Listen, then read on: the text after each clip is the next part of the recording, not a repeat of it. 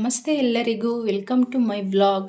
ಇವತ್ತು ಈ ನನ್ನ ವಿಡಿಯೋದಲ್ಲಿ ಯಾವ ರೀತಿ ತಂದಂತಹ ತರಕಾರಿಗಳನ್ನು ನಾನು ಕ್ಲೀನ್ ಮಾಡ್ಕೊಳ್ತೀನಿ ಅನ್ನೋದನ್ನು ತೋರಿಸ್ತಾ ಇದ್ದೀನಿ. ಮೊದಲಿಗೆ ಒಂದು ಟಬ್ಬಲ್ಲಿ ನೀರನ್ನು ತಗೊಂಡು ಅದಕ್ಕೆ 1 ಸ್ಪೂನಷ್ಟು ಅರಿಶಿನ ಹಾಗೆ 1 ಹಿಡಿಯಷ್ಟು ಕಲ್ಲುಪ್ಪನ್ನು ಹಾಕಿ ತಂದಿರತಕ್ಕಂಥ ಎಲ್ಲ ತರಕಾರಿಗಳನ್ನು ಹಾಕಿ 1-2 ಗಂಟೆಗಳ ಕಾಲ ಅದನ್ನು ನಾನು ನೆನೆಯೋದಕ್ಕೆ ಬಿಡ್ತೀನಿ.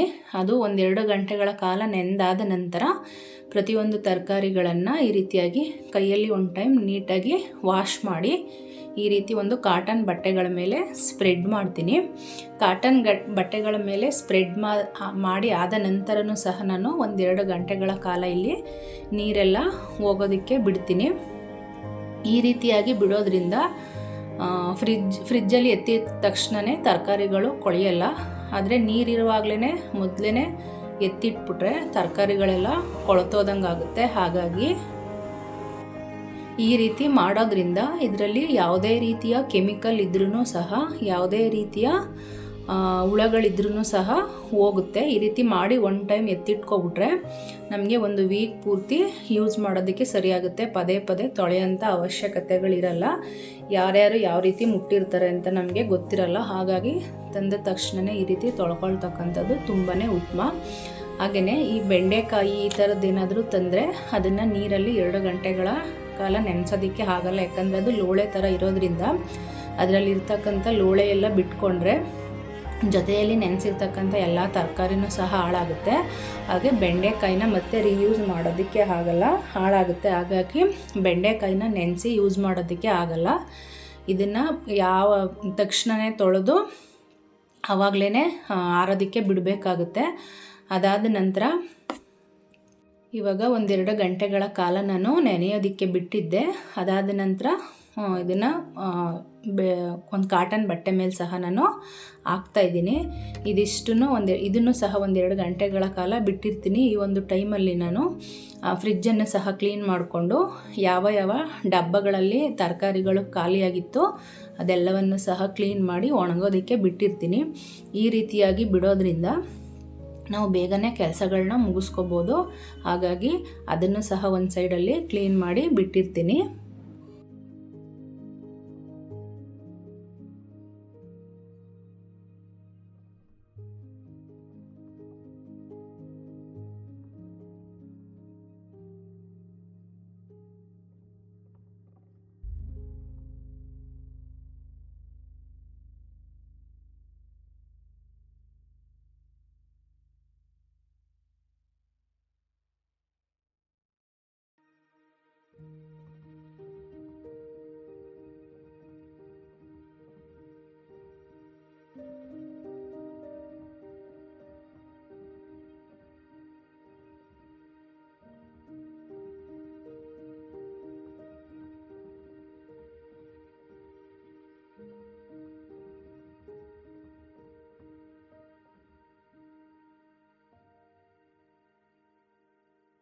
ಈ ರೀತಿಯಾಗಿ ಪ್ರತಿಯೊಂದು ತರಕಾರಿಗಳನ್ನು ಸಹ ಕ್ಲೀನ್ ಮಾಡಿಕೊಂಡು ಪ್ರತಿಯೊಂದನ್ನು ಸಪ್ರೇಟ್ ಮಾಡಿ ಇಟ್ಕೊಳ್ತೀನಿ.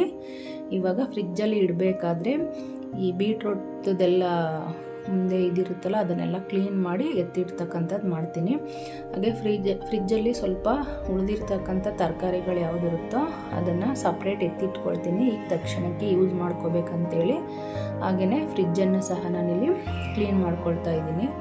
ಎಲ್ಲ ಕ್ಲೀನ್ ಆದ ನಂತರನೇ ತಗೊಂಡು ಬಂದು ಯಾವಾಗ ತರಕಾರಿಗಳನ್ನು ಮತ್ತೆ ರೀಫಿಲ್ ಮಾಡ್ತೀನೋ ಆವಾಗ ಒಂದು ಟೈಮ್ ಫ್ರಿಜ್ಜನ್ನು ಕ್ಲೀನನ್ನು ಮಾಡಿಕೊಂಡು ರೀಫಿಲ್ಲನ್ನು ಮಾಡ್ಕೋಬೇಕಾಗುತ್ತೆ. ನಾನು ಇಲ್ಲಿ ಗಟ್ಟಿ ಇರ್ತಕ್ಕಂಥ ತರಕಾರಿಗಳನ್ನು ಈ ರೀತಿ ಫ್ರಿಜ್ಜಲ್ಲಿರ್ತಕ್ಕಂಥ ಈ ಬಾಕ್ಸಲ್ಲಿ ನಾನು ಸ್ಟೋರೇಜ್ ಮಾಡ್ಕೊಳ್ತೀನಿ. ಪ್ರತಿಯೊಂದನ್ನು ಸಪ್ರೇಟ್ ಸ್ಟೋರೇಜನ್ನು ಮಾಡ್ಕೊಳ್ಳಲ್ಲ. ಸಣ್ಣ ತರಕಾರಿಗಳು, ಬೀನ್ಸು ಮತ್ತು ಈ ಇತ್ಲೆ ಅವರೆಕಾಯಿ ಅಂತ ಹೇಳ್ತಾರಲ್ಲ, ಈ ರೀತಿ ತರಕಾರಿಗಳನ್ನು ಮಾತ್ರ, ಹಾಗೆ ಸೊಪ್ಪುಗಳನ್ನು ಮಾತ್ರ ನಾನು ಸಪ್ರೇಟಾಗಿ ಇಟ್ಕೊಳ್ತೀನಿ. ಆದರೆ ಈ ರೀತಿ ಸ್ವಲ್ಪ ದೊಡ್ಡ ತರಕಾರಿಗಳನ್ನೆಲ್ಲ ಇದೇ ರೀತಿಯಾಗಿ ಇಟ್ಕೊಂಡ್ರೆ ಈಸಿಯಾಗಿ ಕೈಗೆ ಸಿಗುತ್ತೆ, ಇದೇನು ತೊಂದರೆ ಆಗಲ್ಲ. ಹಾಗಾಗಿ ಈ ರೀತಿಯಾಗಿ ನಾನು ಇದನ್ನು ಸ್ಟೋರ್ ಮಾಡಿ ಇಟ್ಕೊಳ್ತೀನಿ. ಈ ರೀತಿ ಸಣ್ಣ ತರಕಾರಿಗಳನ್ನು ಈ ರೀತಿ ಬಾಕ್ಸ್ಗೆ ಹಾಕಿ ಇಟ್ಕೊಳ್ತೀನಿ. ಈ ಬಾಕ್ಸ್ ಅಂತೂ ನಿಜವಾಗ್ಲೂ ತುಂಬ ಯೂಸ್ ಆಗುತ್ತೆ. ಯಾವಾಗ ಬೇಕಾವಾಗ ನೀಟಾಗಿ ಕೈಗೆ ಸಿಗುತ್ತೆ. ಹಾಗೆ ತಂದಿದ್ದಂಥ ಕಾರ್ನನ್ನು ಸಹ ಇದನ್ನು ಸಹ ಏನು ತೊಳೆದಿಲ್ಲ, ಅದೇ ರೀತಿ ಬೇಕು ಅಂತೇಳಿ, ಯಾಕಂದರೆ ಅದಕ್ಕೆ ನೀಟಾಗಿ ರ್ಯಾಪ್ ಮಾಡಿರ್ತಾರೆ. ನಾವು ಯಾವಾಗ ಯೂಸ್ ಮಾಡ್ತೀವೋ ಆವಾಗ ಅದನ್ನು ನೀಟಾಗಿ ತೊಳೆದಿಟ್ಕೋಬೋದು. ಹಾಗೆ ಆಲೂಗೆಡ್ಡೆಯನ್ನು ಸಹ ನಾನಿಲ್ಲಿ ಫ್ರಿಜ್ಜಲ್ಲಿ ಸ್ಟೋರ್ ಮಾಡ್ತಾಯಿಲ್ಲ, ಇಲ್ಲಿ ಹೊರಗಡೆ ಇಟ್ಕೊಳ್ತಾ ಇದ್ದೀನಿ. ಟೊಮೊಟೊವನ್ನು ಸಹ ಫ್ರಿಜ್ಜಲ್ಲಿ ಸ್ಟೋರ್ ಮಾಡಬಾರ್ದು ಅಂತ ಹೇಳ್ತಾರೆ, ಬಟ್ ಏನೂ ಮಾಡೋಕ್ಕಾಗಲ್ಲ. ಸಮ್ಟೈಮ್ಸ್ ಜಾಸ್ತಿ ತಂದಿರುವಂಥ ಸಂದರ್ಭದಲ್ಲಿ ಫ್ರಿಜ್ಜಲ್ಲಿ ಸ್ಟೋರ್ ಮಾಡಲೇಬೇಕಾಗುತ್ತೆ. ಈ ರೀತಿಯಾಗಿ ಪ್ರತಿಯೊಂದನ್ನು ಸ್ಟೋರ್ ಮಾಡಿದ್ದಾಯಿತು. ಒಂದು ವೀಕ್ ಏನೇ ತೊಂದರೆ ಇರಲ್ಲ. ಈಗ ಕ್ವಿಕ್ಕಾಗಿ ಒಂದು ದಹಿ ತಡ್ಕ ಅಥವಾ ಮೊಸರು ಒಗ್ಗರಣೆಯನ್ನು ನಾನು ಯಾವ ರೀತಿ ಮಾಡಿಕೊಂಡೆ ಅನ್ನೋದನ್ನು ತೋರಿಸ್ತೀನಿ. ಒನ್ ಟೈಮ್ಗೆ ಏನು ಅಡುಗೆ ಮಾಡೋದು ಅಥವಾ ಏನು ಸಾಂಬಾರು ಮಾಡೋದು ಅಂತ ಏನಾದರೂ ಅನಿಸಿದ್ರೆ ಈ ರೀತಿಯಾಗಿ ಖಂಡಿತವಾಗೂ ಟ್ರೈ ಮಾಡ್ಬೋದು. ಟೇಸ್ಟ್ ಸಹ ತುಂಬಾ ಚೆನ್ನಾಗಿರುತ್ತೆ. ಇಲ್ಲಿ ಒಂದು 400 ml ಅಷ್ಟು ಮೊಸರನ್ನು ಹಾಕ್ಕೊಂಡು ಅದಕ್ಕೆ ಸ್ವಲ್ಪ ನೀರನ್ನು ಹಾಕ್ಕೊಂಡು ಬೀಟ್ ಮಾಡ್ಕೊಳ್ತಾ ಇದ್ದೀನಿ. ಯಾವುದೇ ರೀತಿಯ ಗಂಟುಗಳು ಸಹ ಅದರಲ್ಲಿ ಇರಬಾರ್ದು. ಇದಾದ ನಂತರ ಸ್ಟವನ್ನು ಹಚ್ಚಿ ಯಾವುದು ಒಂದು ಬಾಣಲೆಯನ್ನು ಇಟ್ಟು ನಾವು ಯಾವ ಎಣ್ಣೆಯನ್ನು ಯೂಸ್ ಮಾಡ್ತೀವೋ ಆ ಎಣ್ಣೆಯನ್ನು ನಾವಿಲ್ಲಿ ಯೂಸ್ ಮಾಡ್ಕೋಬೋದು. ನಾನಿಲ್ಲಿ ಕೊಕೊನಟ್ ಆಯಿಲನ್ನು ಯೂಸ್ ಮಾಡ್ತಾಯಿದ್ದೀನಿ. ಸಾಮಾನ್ಯವಾಗಿ ಅದನ್ನೇ ಯೂಸ್ ಮಾಡೋದ್ರಿಂದ ಎಣ್ಣೆ ಸ್ವಲ್ಪ ಕಾದಾದ ನಂತರ ಅದಕ್ಕೆ ಸ್ವಲ್ಪ ಜೀರಿಗೆ ಮತ್ತು ಸೋಂಫನ್ನು ಯೂಸ್ ಮಾಡ್ತಾಯಿದ್ದೀನಿ. ಜೀರಿಗೆ ಮತ್ತು ಸೋಂಫನ್ನು ಯೂಸ್ ಮಾಡೋದ್ರಿಂದ ಡೈಜೆಷನ್ ತುಂಬ ಚೆನ್ನಾಗಾಗುತ್ತೆ ಅಂತೇಳಿ ಸಾಮಾನ್ಯವಾಗಿ ನಾನು ಯಾವಾಗಲೂ ಜೀರಿಗೆ ಮತ್ತು ಸೋಂಫನ್ನೇ ಯೂಸ್ ಮಾಡ್ತಾಯಿದ್ದೀನಿ. ಹಾಗೆಯೇ ಒಂದು ಬೆಳ್ಳುಳ್ಳಿ ಮತ್ತು ಹಸಿ ಮೆಣಸಿನಕಾಯನ್ನು ನಾವಿಲ್ಲಿ ರೆಡಿ ಮಾಡಿ ಕಟ್ ಮಾಡಿ ಇಟ್ಕೊಂಡಿದ್ದು ಅದನ್ನು ಸಹ ಇದ್ರ ಜೊತೆಗೆ ಹಾಕಿ ಒಂದು ಸ್ವಲ್ಪ ಟೈಮು ಇದನ್ನು ಫ್ರೈ ಮಾಡ್ಕೋಬೇಕು ಚೆನ್ನಾಗಿ. ಅದಾದ ನಂತರ ಒಂದು ಅರ್ಧ ಟೇಬಲ್ ಸ್ಪೂನಷ್ಟು ಅಚ್ಚ ಖಾರದ ಪುಡಿಯನ್ನು ನಾನಿಲ್ಲಿ ಯೂಸ್ ಮಾಡ್ತಾಯಿದ್ದೀನಿ. ಅದಾದ ನಂತರ 1 ಸ್ಪೂನಷ್ಟು ಸಾಂಬಾರು ಪೌಡ್ರನ್ನು ಸಹ ನಾನು ಯೂಸ್ ಮಾಡ್ತಾಯಿದ್ದೀನಿ. ಬರೀ ಅಚ್ಚ ಖಾರದ ಪುಡಿಯನ್ನೇ ಹಾಕ್ಕೊಳ್ಳೋದ್ರಿಂದ ಖಾರ ಖಾರ ಅಂತ ಅನಿಸುತ್ತೆ, ಆದರೆ ಯಾವುದೇ ಥರದ ಟೇಸ್ಟ್ ಸಹ ಇರಲ್ಲ. ಆದರೆ ಸಾಂಬಾರು ಪೌಡ್ರಲ್ಲಿ ಎಲ್ಲ ರೀತಿ ಮಸಾಲೆಗಳನ್ನು ಹಾಕಿ ಮಾಡಿರೋದ್ರಿಂದ ಸಾಂಬಾರು ಪೌಡ್ರನ್ನು ಯೂಸ್ ಮಾಡಿದ್ರೆ ಟೇಸ್ಟ್ ತುಂಬಾ ಚೆನ್ನಾಗಿ ಬರುತ್ತೆ. ಹಾಗೆಯೇ ನಾನಿಲ್ಲಿ 1 ಸ್ಲೈಸಷ್ಟು ಚೀಸನ್ನು ಸಹ ಯೂಸ್ ಮಾಡ್ಕೊಳ್ತಾ ಇದ್ದೀನಿ. ಚೀಸು ಸ್ವಲ್ಪ ಮೆಲ್ಟ್ ಆಗೋದಕ್ಕೆ ಬಿಡಬೇಕು. ಇದು ಸ್ವಲ್ಪ ಮೆಲ್ಟಾಗಿ ಎಲ್ಲದ್ರ ಜೊತೆ ಮಿಕ್ಸ್ ಆದ ನಂತರ ಸ್ವಲ್ಪನೇ ನೀರನ್ನು ಹಾಕ್ಕೊಂಡು ಇದನ್ನು ಎಲ್ಲವನ್ನು ಸ್ವಲ್ಪ ನೀಟಾಗಿ ಹಸಿ ವಾಸನೆ ಹೋಗೋ ತನಕ ಹುರ್ಕೋಬೇಕಾಗುತ್ತೆ. ಯಾಕಂದರೆ ಮೊಸರನ್ನ ಆ್ಯಡ್ ಮಾಡೋದಕ್ಕೆ ಮೊದಲೇ ನಾವು ನೀಟಾಗಿ ಸ್ವಲ್ಪ ಫ್ರೈ ಮಾಡ್ಕೋಬೇಕಾಗುತ್ತೆ. ಮೊಸರನ್ನ ಆ್ಯಡ್ ಮಾಡಿದ ನಂತರ ನಾವು ಫ್ಲೇಮನ್ನು ಆಫ್ ಮಾಡಬೇಕಾಗುತ್ತೆ. ಹಾಗಾಗಿ ಫಸ್ಟೇ ಇದನ್ನು ನೀಟಾಗಿ ಹಸಿ ವಾಸನೆ ಹೋಗೋ ತನಕ ಹುರ್ಕೋಬೇಕಾಗುತ್ತೆ. ಇಲ್ಲಿ ನಾನು ಸ್ವಲ್ಪನೇ ಎಷ್ಟು ನೀರು ಬೇಕೋ ಕನ್ಸಿಸ್ಟೆನ್ಸಿಯನ್ನು ನೋಡಿ ಹಾಕ್ಕೊಂಡು ಫ್ರೈ ಮಾಡ್ಕೊಳ್ತಾ ಇದ್ದೀನಿ. ಅದೇ ರೀತಿಯಾಗಿ ನೀವು ಸಹ ಫ್ರೈ ಮಾಡ್ಕೊಳ್ಳಿ. ಚೀಸ್ ಕಂಪ್ಲೀಟ್ಲಿ ಆಪ್ಷನಲ್ ಆಗಿರುತ್ತೆ, ಬೇಕು ಅಂದರೆ ಹಾಕ್ಬೋದು, ಬೇಡ ಅಂದರೆ ಇಲ್ಲ. ಬಟ್ ಚೀಸ್ ಹಾಕೋದ್ರಿಂದ ಟೇಸ್ಟು ತುಂಬಾ ಚೆನ್ನಾಗಿ ಬರುತ್ತೆ ಅಂತೇಳಿ ನಾನು ಚೀಸನ್ನು ಸಹ ಇಲ್ಲಿ ಯೂಸ್ ಮಾಡ್ತಾಯಿದ್ದೀನಿ. ಈ ರೀತಿ ನೋಡಿ ಸ್ವಲ್ಪನೇ ನೀರನ್ನು ಸೇರಿಸ್ಕೊಂಡು ಕನ್ಸಿಸ್ಟೆನ್ಸಿಯನ್ನು ಚೆಕ್ ಮಾಡ್ಕೊಳ್ಳಿ. ಈಗ ರೆಡಿಯಾಗಿದೆ. ನಾನು ಫ್ಲೇಮನ್ನು ಆಫ್ ಮಾಡಿ ನಂತರ ಮೊಸರನ್ನು ಸೇರಿಸ್ಕೊಳ್ತಾ ಇದ್ದೀನಿ. ಫ್ಲೇಮ್ ಆನಲ್ಲಿದ್ದಾಗ ಮೊಸರನ್ನು ಸೇರಿಸ್ಕೊಂಡ್ರೆ ಮೊಸರು ಒಡೆದೋಗೋಂಥ ಚಾನ್ಸಸ್ ಇರುತ್ತೆ. ಹಾಗೆಯೇ ಉರಿಯನ್ನು ಹಾಕಬಾರ್ದು. ಹಾಗಾಗಿ ನಾನು ಆಫ್ ಮಾಡ್ಕೊಂಡು ಇಲ್ಲಿ ಮೊಸರನ್ನು ಸೇರಿಸ್ಕೊಳ್ತಾ ಇದ್ದೀನಿ. ಮೊಸರನ್ನು ಸೇರಿಸ್ಕೊಂಡಾದ ನಂತರ ನಾನಿಲ್ಲಿ ಹಸಿ ಈರುಳ್ಳಿಯನ್ನು ಸಹ ಹಾಗೆ ಸ್ವಲ್ಪ ಕೊತ್ತಂಬರಿ ಸೊಪ್ಪನ್ನು ಸಹ ಸೇರಿಸ್ಕೊಳ್ತಾ ಇದ್ದೀನಿ. ಈರುಳ್ಳಿಯನ್ನು ಒಗ್ಗರಣೆಯಲ್ಲಿ ಫ್ರೈ ಮಾಡೋದಕ್ಕಿಂತ ಈ ರೀತಿ ಹಸಿಯಾಗಿರುವಾಗ ಕೊನೆಯಲ್ಲಿ ಸೇರಿಸ್ಕೊಳ್ಳೋದ್ರಿಂದ ತಿನ್ನೋದಕ್ಕೆ ತುಂಬಾ ಚೆನ್ನಾಗಿ ಅನಿಸುತ್ತೆ. ಹಾಗಾಗಿ ನಾನಿಲ್ಲಿ ಕೊನೆಯಲ್ಲಿ ಸೇರಿಸ್ಕೊಳ್ತೀನಿ. ಈ ಒಂದು ಮೊಸರು ಒಗ್ಗರಣೆಯನ್ನು ಮುದ್ದೆ ಜೊತೆ ಬೇಕಂದ್ರೂ ತಿನ್ಬೋದು, ಹಾಗೆ ರೈಸ್ ಜೊತೆ ಬೇಕಂದ್ರೂ ತಿನ್ಬೋದು.